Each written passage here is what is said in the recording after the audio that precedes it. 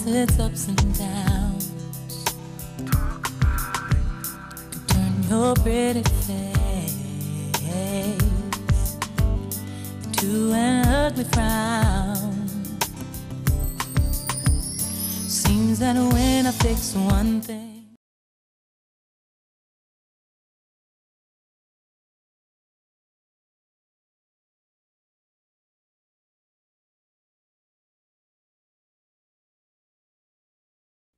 Hello, welcome back to The Awakening. I'm your host, Angela Brown. Today's topic for discussion is called Ambassadors, and we're going to be dealing with children, and I have Reverend Shepherd here with me today, and we're going to talk to you about hip-hop and what goes on in the church, and I hope you're going to enjoy this 30 minutes as much as I will enjoy doing it.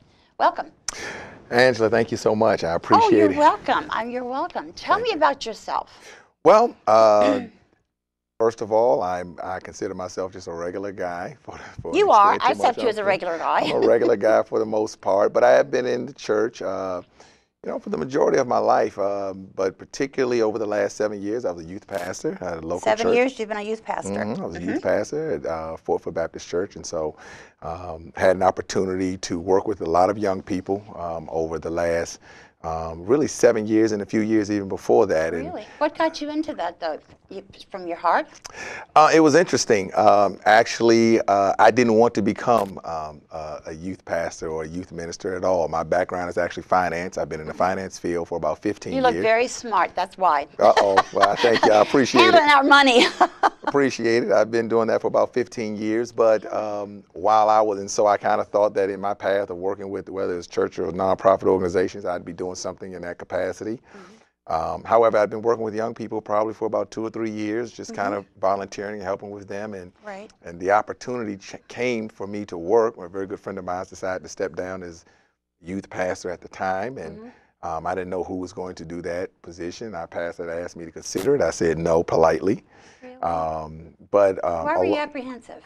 Very apprehensive. Had never worked with young people up until that point. They're wonderful. Yeah, never worked with them, never been in a boys club in terms of working with them. I'd been in boys club myself.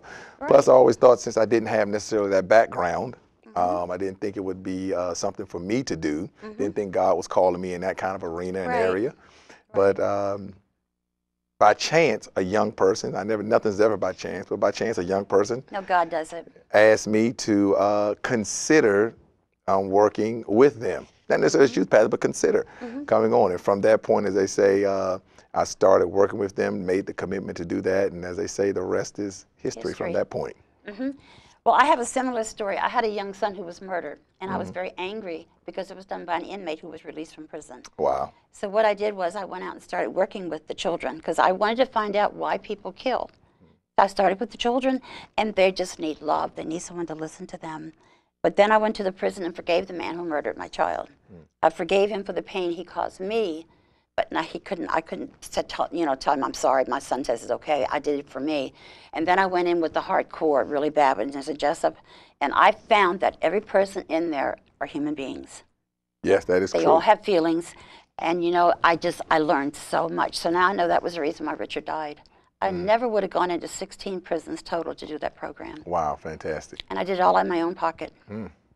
I know that feeling. You know that feeling? It gets kind of tight, doesn't it? Yeah. So children are in my future, and I'm sure you have children, you said. Yes, I do. I have 2 children. I have a 15 and a 16-year-old, soon to be 17. Okay. And another baby on the way? No, no more babies on the way. Oh, I thought you said you were going to. No. Oh, I'm sorry. No more. Don't make it. Hopefully, no more babies on the way. Let's hope these 15 and 16-year-old. Who's 15, girl, boy? My daughter's 15. They're both at Bowie High School. That's a good school. Yeah, very good school. And 16 and 17? At Bowie as well, junior. That's good. That's very good. So they're looking to get ready to launch their. Okay. They're finishing up their high school, hopefully, and heading out into this world. I really pray for them. I'm sure you do too. Absolutely. It's scary out in that world. Oh yeah, oh yeah. So let's get back to the church. Tell me, what is your main goal right now? Well, my main goal is from there. I stepped down from being youth pastor last year. Decided to set up another organization, and this organization was partly due to the fact that I believe that so many organizations, so many churches are limited in some extent by what they can and can't do. That's true. In terms of whether it's fundraising, whether it's the opportunity for them to really commit the resources to their youth ministries and youth organizations. So it was initially established really to help other churches in terms of helping them build as a resource center for other churches and church organizations. Along the way, we also created our own programs that we were going to be doing in-house that churches could kind of go into. And of course, What are some of the programs? Tell me. Well, some of the programs, we have 5 areas that we primarily work in, and these are the areas that kind of really make us reach one who they are. First of all, our first area is community.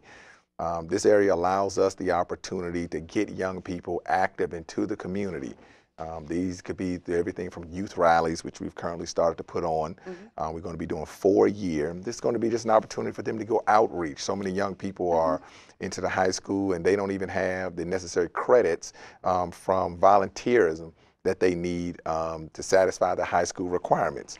That's required in high school now? It's required that they have high school volunteer credits. And so we actually have a vehicle that helps them to do that. We work with several other nonprofit organizations, and so we help them actually do that. That's community. We also, community will help them in the sense of just getting a better understanding of how their community is impacted both from the financial and political aspects, as well as from the church aspect. Cleanup programs, neighborhood cleanup programs that we do sponsor and do, that's going to help young people get out and get to the point of cleaning up their neighborhood. So community is one area that we're very big in. That's very big. Have you ever thought about having these children help seniors? Absolutely. Because right now I know I can see many streets on where I live as it's caked with leaves, and they're elderly people. We actually work with another nonprofit organization that has a Help the Seniors program, and we partner with them in that capacity. So yes, we do work with that area in the community. We also work in the area of finance. My background, as I said, 15 years in the finance field. We're coming out with a program this year that's going to teach particularly our high school sophomores, juniors, and seniors the ability to do simple things like budgeting aspects. You can teach me. Yeah, I might teach a couple of adults, but we're going to just give them an aspect, an idea of money. We're going to talk a little bit about how it's important to learn how to manage money. How to invest it. How to invest it. How to, I always say there are only 3 things you can do with money, though. You can only save it, spend it, or give it away. That's good. And so, believe it or not, we're going to talk about how you do all of those aspects as it relates to money, and how, from a teenager standpoint of view, the value we have. I think we also put an inappropriate value on money. Why? We make money. Mean? Well, we make money sometimes our God. We make money sometimes more than what money really is. And so we have young people who are believing that if they just had more money, that they'd be better people. But they're not. But the reality of it is, more money doesn't make you a better person. No. As a matter of fact, it can destroy who you really are. Because my sister and I talk about that at night. Sometimes I watch Entertainment Tonight, and I see these young people, almost billionaires, and they're still drugging, killing themselves. They're still wild, just alcoholics and everything. So money doesn't make you happy. Money does not make you happy. It can make it easy. It can make it easy, but it doesn't make you happy. So we're going to talk a little bit about money and finance in that aspect. The third area that we work in is we work in the area of leadership. Part of what we do is we have a leadership program. We're creating a boot camp for later on this summer, where we're going to have a 4-day boot camp. Actually, it's going to be a 5-day boot camp. Is it going to be outside? We are going to do it both inside and outside. Yeah, because it's hot in the summer. Yeah, so part of it will be the aspect of them just learning basic leadership skills, understanding how to lead people, understanding what a good leader looks like. Yeah. You know, the difference between leading. I always tell people you have to be a good follower. This is the military concept to be a good leader. Exactly. And so we're going to talk to young people about how to do that. Fourth area that we really work in is the area of education. We already, as a matter of fact, Reach One, as I just found out this week, was awarded in partnership with one of our partner companies a grant that's going to start in October of this year, where we're going to be helping middle school, starting in 7th and 8th grade, helping them in math and science, and then around that we're going to have, that's from a curriculum standpoint, and then we're going to have a character building aspect. Understand that education is more than simply numbers and science. There's also a character approach to the education. And then our 5th area, of course, the area that I know we're going to talk about today, the Ambassadors for Change program, our missions program. This is an area where we like to take young people both nationally as well as internationally. And the big campaign that we have Going on this year, all the way through 2012, will be our Ambassadors for Change program, where we're looking to take between 50 to 60 young people on the minimum, prayerfully even a little bit more. We'll see how that works, to South Africa, to Johannesburg, South Africa. They will be the largest contingent of young people from Prince George's County going to the continent of Africa on one trip. That's wonderful. How are you getting the funds for do this? Well, we're raising the funds. Actually, that's an excellent question. We're raising it not only through churches, but we're raising it through corporate sponsors. We're raising it through government donations. We're raising it through individuals, you know, just like yourself and just like myself, who are making the contribution to go on so these young people can have the opportunity to go to South Africa. Right. And we hope that in this transition, them going, it's not so much, and we look at missions a little bit different than even some missions organizations.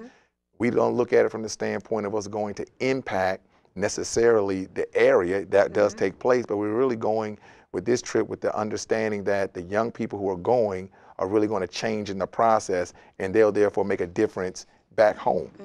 What are they going to be talking about over there? Or what are they going to be involved in over there? Well, that's a good question. Some of the things that we're going to be involved in, each of the areas of our The program, five-step program. the five areas, they'll be involved in community. For example, they'll get the opportunity from Johannesburg to go to Soweto, exactly where, you know, the apartheid movement had a chance to take place, and they'll get to see Hector Peterson's memorial, and more importantly, get to deal with the people there from a community standpoint and understand the importance of community and building. So they'll get a chance to actually be on the streets of Soweto, intermingling not only there, but with some of the people there. They'll get a chance, an example, to go to Pretoria, where that's the capital of South Africa. They'll get a chance to visit the government, the capital.